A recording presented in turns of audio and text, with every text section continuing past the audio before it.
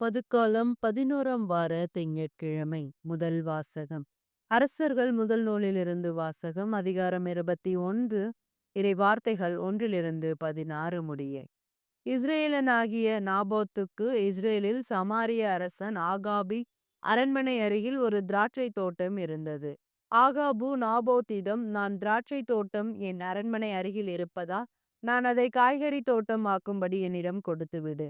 அதற்கு பதிலாக அதில்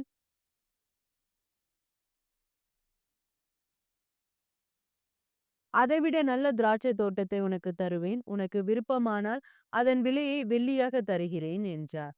அதற்கு நாபோத்து ஆகாபிடம், என் மூதாதையரின் உரிமை சொத்தை நான் உமக்கு கொடாதவாறு ஆண்டவர் என்னை காப்பாற்றுவாராக என்றான்.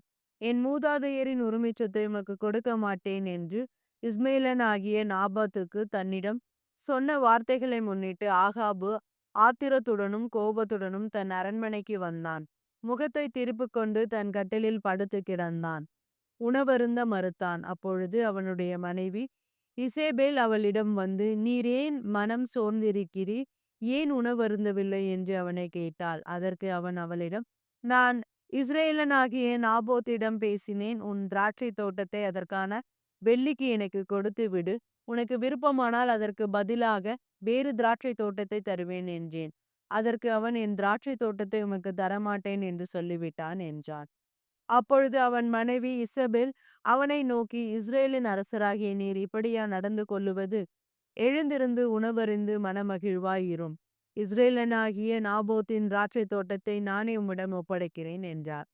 எனவே அவள் ஆகாபின் பெயரால் மடல்கள் எழுதி அவற்றில் அவனது முத்திரையை பொறித்து அம்மடல்களை நாபோத்துடன் நகரில் குடியிருந்த பெரியோருக்கும் உயர்குடி மக்களுக்கும் அனுப்பினாள். அம்மடல்களில் அவள், நீங்கள் ஒரு நோன்பு அறிவித்து நாபோத்தை மக்கள் முன்னிலையில் அமர செய்யுங்கள்.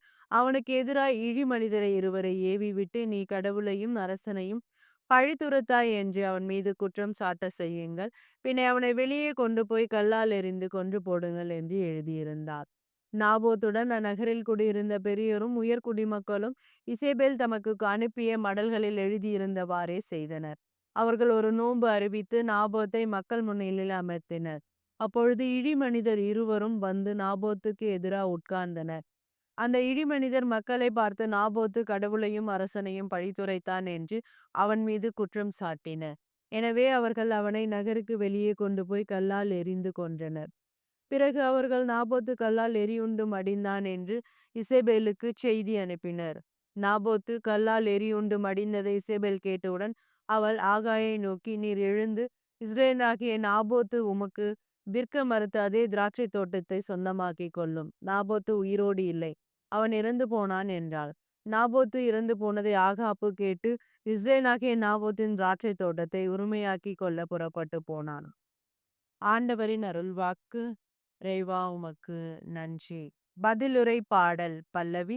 ஆண்டவரே என் பெருமூச்சை கவனித்து அருளும். ஆண்டவரே என் விண்ணப்பத்திற்கு செவிசாய்த்தருளும். என் பெருமூச்சை கவனித்து அருளும். என் அரசரே, என் கடவுளே, என் நெஞ்சு குரலை உற்று கேளும். பல்லவி. ஆண்டவரே என் பெருமூச்சை கவனித்து அருளும். ஏனெனில் நீர் பொல்லாங்கை பார்த்து மகிழும் இறைவன் இல்லை. உமது முன்னிலையில் தீமைக்கு இடமில்லை. ஆணவமிக்கோர் உமது கண் முன் நிற்க மாட்டார். பல்லவி. ஆண்டவரே என் பெருமூச்சை கவனித்து அருளும்.